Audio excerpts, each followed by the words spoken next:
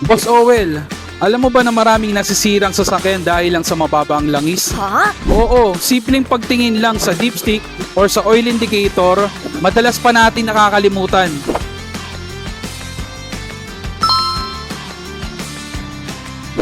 Kapag kulang ang oil sa loob, ibig sabihin, hindi lahat ng parte ng makina sa loob ng kotse ay naaabot ng lubricants. Ibig sabihin, mas mataas ang chances na magkaroon ng friction sa loob at maaaring mapuruan ng iyong piston, camshaft at ganoon na rin ang crankshaft. Mas mabilis uminit ang makina at posibleng makaranas ka ng engine seizure.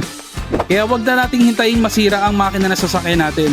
Gumamit tayo ng semi-synthetic or fully synthetic na platinum engine oil. Ang formula na ito ay build para sa matinding init, sa stop and go traffic at long drive na pang-araw-araw natin na biyahe. Ikaw, Boss Owel, i-check mo ngayon.